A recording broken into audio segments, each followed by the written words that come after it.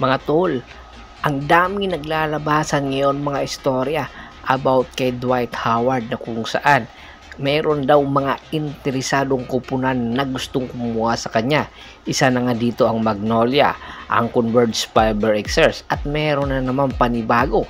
Ito ay ang San Miguel Bearmen dahil nga ang kanilang import ngayon ng San Miguel Bearmen ay si E.G. Anosike. Hindi daw nila ito dadalhin sa susunod na konferensya. Bagkos ay maghahanap nga ang San Miguel Bearmen ng kanilang bagong import na posibleng makipagsabayan sa mga bagong import na darating dahil nga ang Commissioner's Cup ay walang height limit ang import. Kaya nga gustong kunin nga ng San Miguel Bearmen itong si Dwight Howard para itandem kay Junmar Fajardo. Napakalakas ng San Miguel Bearmen kung sakasakaling magsabay itong si Junmar at Dwight Howard. Hindi na kailangan nila ng outside shooter dahil napakadami na mga shooter naman ng San Miguel Bearmen. Mas kakailanganin nila ang tandem ni Junmar Fajardo at ni Dwight Howard. Kaya naman daw, ayon sa isang report, ay kinakausap at kinukonsidera na ito ng San Miguel Bearmen.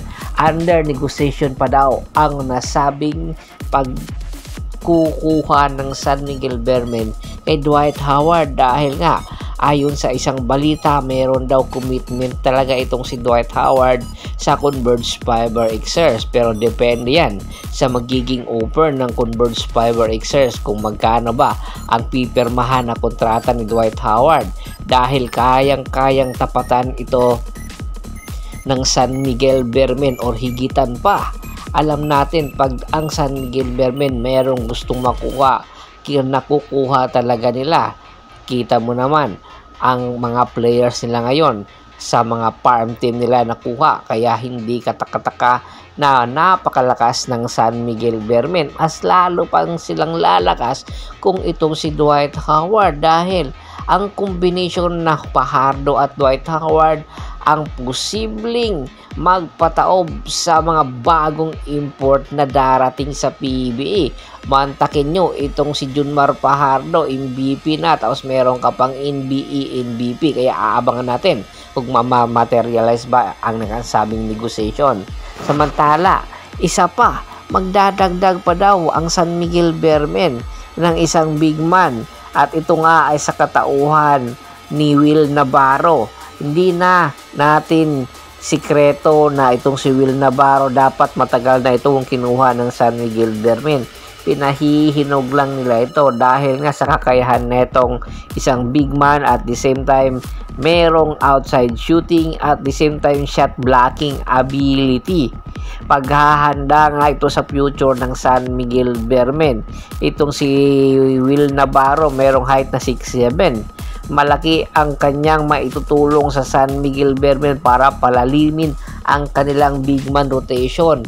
Marami ang nagtatanong kung sakasakali mang kunin itong ng San Miguel Bearmen. Sino naman ang posibleng pakawalan ng San Miguel Bearmen? Walang duda itong si Mala Tautua ang posibleng pakawalan ng San Miguel Bearmen at ibalik sa Northport Batanguer. At malaki ang posibilidad na magbibigay pa ang San Miguel Bearmen ng future picks or bench players para mapalalim or para maging patas ang nasabing trade negotiation na nagaganap between San Miguel at ng Northport Batanguer. Alam natin na napakadami ng mga trade asset ng San Miguel Bearmen. Kayang-kaya nilang magpakawala, samantalang itong Northport Batanguer, hindi na tayo magtataka kung mawawala talaga ang karamihan sa mga star player nila dahil wala naman silang plano na magkampiyon at malaki ang posibilidad na kukunin rin lang ito ng mga San Miguel team ang kanilang mga star player. Ano sa tingin nyo? Dapat ba itong ituloy ng San Miguel Bearmen at huwag nang isipin ang Northport Batanguer? Once again, this is Percival Monteron at your service. Don't forget to subscribe my sports channel at don't forget to click the notification bell button para maging updated palagi sa kwentuhan At bago pa man natin tapusin ang ating kwentuhan, shout out muna tayo sa ating mga solid na followers na laging sumusuporta sa atin. Kay Sir Anthony Lucky Alon at sa Lucky Alon family, Kagawad Kat sa Kinudukusin ng Hagonoy, Bulacan, Ronald Bersobidad, Adrian Dulay at sa Dulay family, Malyari Mascarinas, maraming pong salamat sir. At syempre kay Sir Ricky Lanza ng Ricky Rider TV ng Tansa Cavite at sa Lanza family, maraming pong salamat. Pakibisita na rin po ng Facebook fanpage ko na Bostol or Bostor at Boss Idol para maging updated kayo sa lahat ng sports happening. Hanggang sa muling kwentuhan, maraming salamat po.